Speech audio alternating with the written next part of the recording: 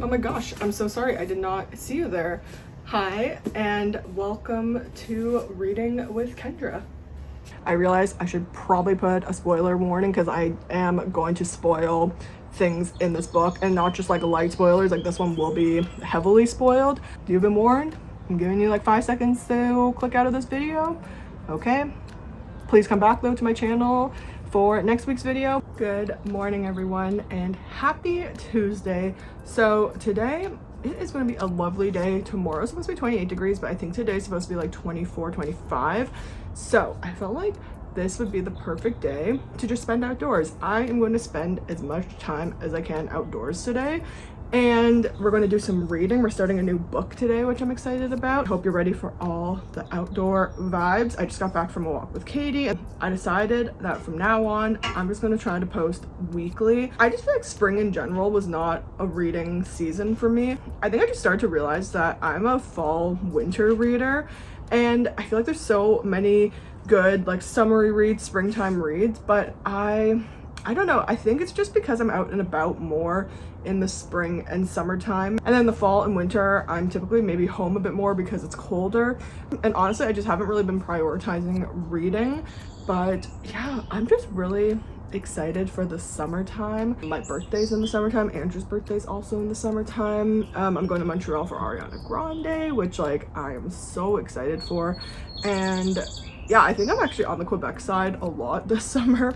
I'm there for my birthday, and then I'm there for my friend's wedding, and then I'm there in Montreal. So I'm in like on the Quebec side at least 3 times this summer, which I'm excited for. Just had to grab my book inside. My poor dog, she has to wear a cone for the next week, and I feel like she keeps like bumping into things and she's struggling, but she needs to wear it. I have my little microphone. Let's see how long it stays charged. I swear I've been having the worst luck with mini mics, but to be fair, I'm also just buying kind of like cheap ones, so I should really just invest in a better one.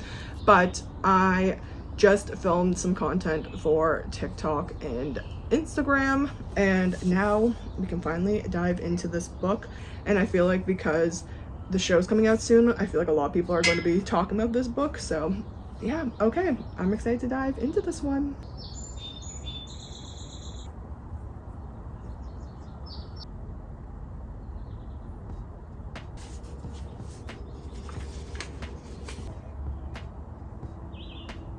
I am on page 4, and first initial thoughts is that, I mean, it's giving me Summer I Turned Pretty. We are introduced to our main character.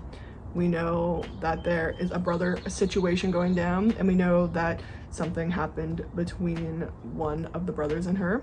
So I don't know if this is gonna be a love triangle. So going into this book, the only thing I know, and I don't even really know the whole details, this is why I don't really read people's reviews till I read the book, because I don't like things being spoiled. I'm pretty sure that there's a cheating storyline in this book. That's the only thing I know, because I think I read that somewhere, or someone in a video said it before I had the chance to like stop reading or stop watching. That's the only thing I really know about this book, so I'm going into it pretty blind. So this is really giving the Summer I Turned Pretty, because we have a dead mom that just entered the plot, and her name is Sue, which is funny because in the Summer I Turned Pretty her name was Susanna, and I'm starting to see a little bit more similarities here. So I kind of feel like the people that like this book probably like the Summer I Turned Pretty, and I liked the Summer I Turned Pretty, so I'm still really excited to read this book and see where this story goes, because like I'm really just getting the Summer I Turned Pretty vibes right now. Like obviously it's a bit different for sure, but there's just a lot of similarities. Brothers, dead mom that has a very similar name too.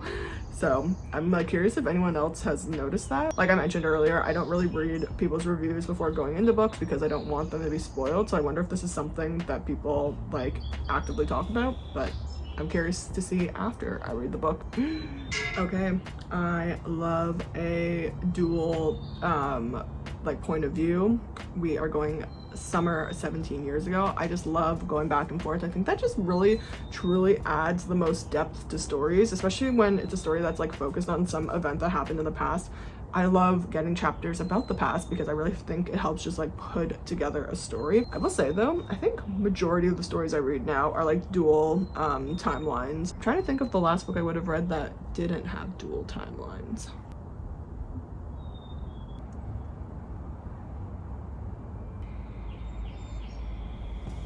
A few moments later. Okay, so it's been a couple of hours, and by a couple I actually mean a few. I haven't really been back outside except to walk Katie, and here's the thing. I realized that I have a friend coming over Thursday. We're hosting a barbecue Friday. I'm also hosting two things next weekend as well. I originally was going to do like a full cleaning day tomorrow, but because it's going to be 28 degrees tomorrow, I feel like that's going to be the better day to read outside. It'll be so toasty warm outside, so I decided to get a little ahead on cleaning. And then I randomly decided to reorganize my bookshelves. We need to get like a light here or something. I'm also thinking of doing a gallery wall on this wall. But anyways, this is kind of what we're working with. I have a really cute jelly cat. I have a stuffed animal that I got in Paris. I also have this like really cute bear from England that was a gift to me.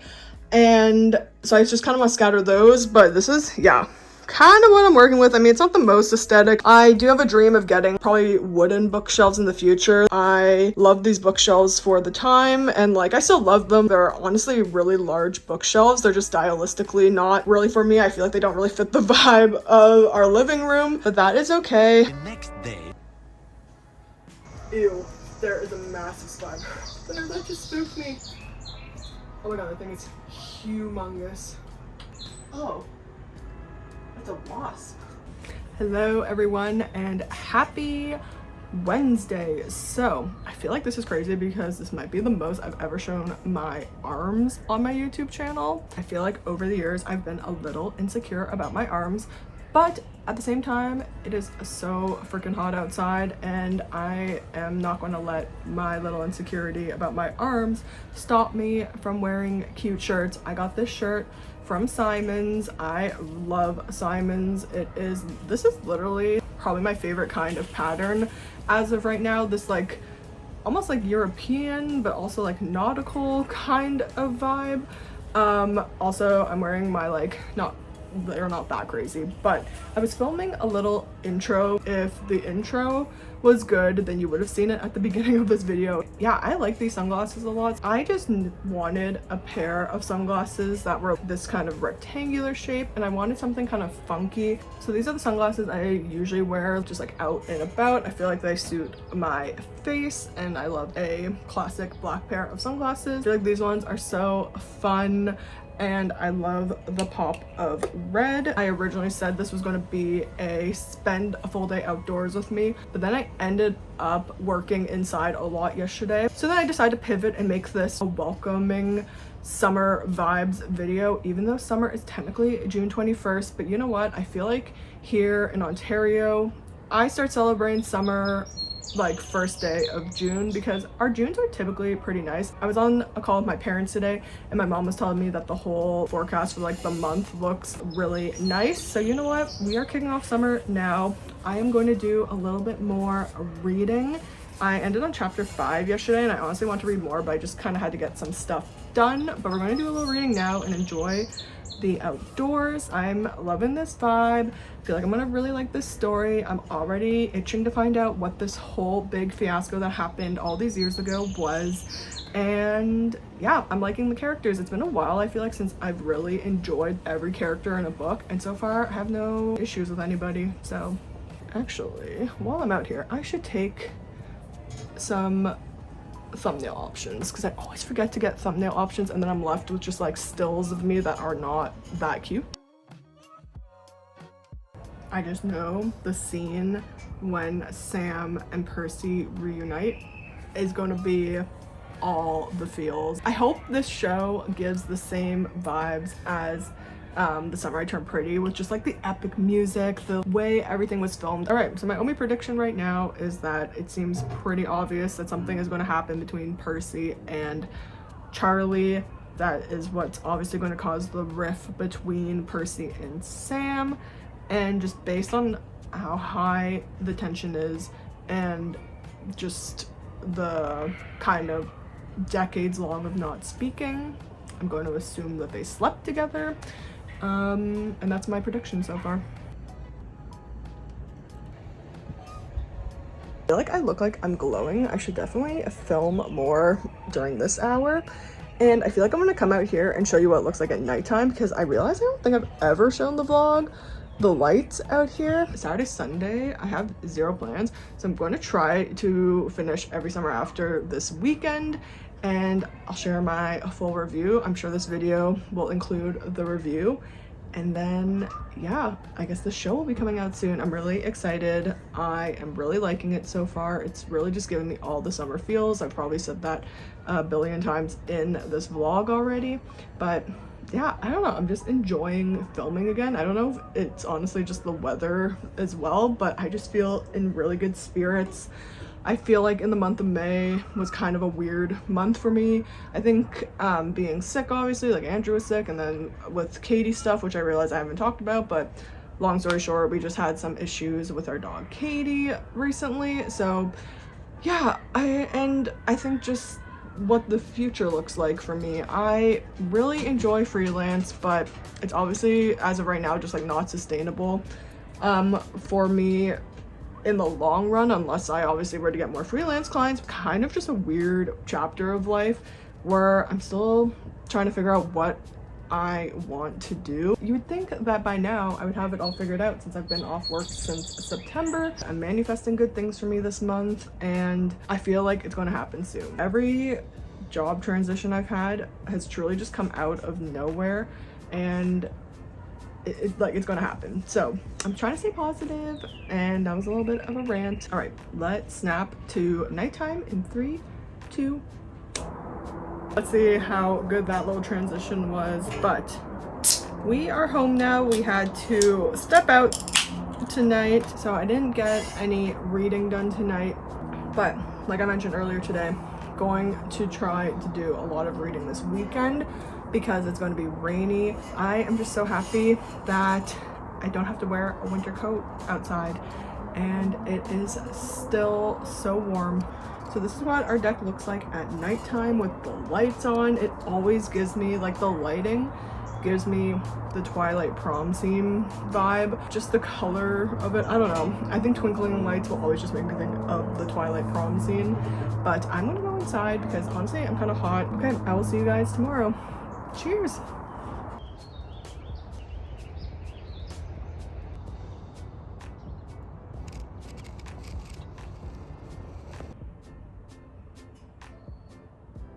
Hello everyone, and happy Friday. So I was supposed to run this morning, not with Michaela because she's still not feeling well, so we were both just going to do our own like neighborhood runs. And honestly, when I woke up, I was like, I just don't feel like running today. So instead I showered, and I just feel more refreshed, and I will pick up running next week. I just realized I never really talked about that. So one of my friends just moved like relatively close to us. I mean, she's technically in walking distance to us. We started our own little run club, and aka it just means Michaela and I running together. But it's really nice because we have this one area that connects both of our neighborhoods. So every week we basically run to each other, and then we just have a nice little walk and catch up in the morning. It was so nice. The first day we ended up running to each other, and then we realized both of us were pretty gassed out. It was both of our first runs in a bit, and then we ended up just yapping, and then we walked really far, and then we ended up getting a drink, and it was great. And by drink I mean she got coffee and I got just like lemonade. And then we realized after that day that it would be best for us to run to each other so we can yap better, because I feel like if we run to each other and then also try to run together, we're going to be exhausted. I mean, over time, I'm sure it will build. But yeah, it's been really nice. It's really good for me to have just like little things like that in my routine. And it's just been so fun. But yeah, so basically she wasn't feeling well this week. And honestly, I just didn't really feel like running this week either. So we're trying to stick to it every week, but obviously some weeks are gonna be different. And I also think with the summertime too, our schedules are gonna get a little bit busier, but it's been really nice, and I am really just happy to be back to running. 2,000 years later.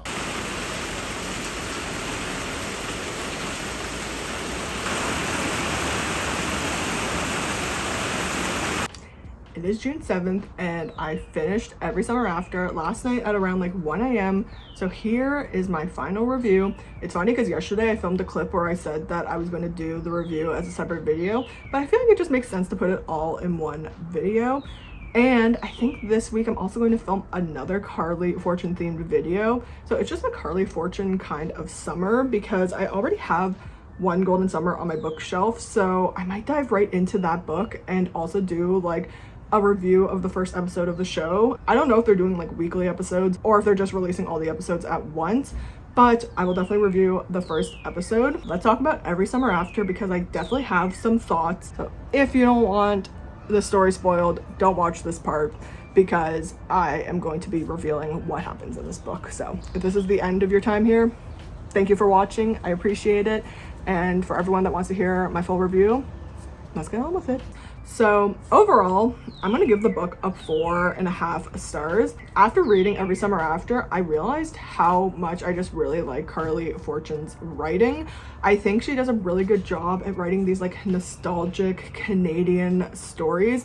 Now, to be fair, I also grew up in Ontario, so I think that plays a big factor into like why I like her books, especially because the two books that I have read by her are Every Summer After and Meet Me at the Lake, which were both set in Ontario. I know one of her books is set in PEI and her newest one is set in Tofino, but I think reading the ones that were set in Ontario really just feel very nostalgic to me. And I think she does a really good job at painting a really good atmosphere. I feel like the way she writes, I'm able to picture the exact setting we're in, which is really important for me as a reader. The only reason why this book is not getting a 5 stars for me is just because, and this has nothing to do with like Carley Fortune herself or the writing itself, it's more of a personal preference of me just not really liking like slow burns or like medium burns. I don't really know, I'm still kind of figuring out what slow burns are and like medium burns, but I think because I predicted, or maybe not like necessarily predicted, because like I mentioned,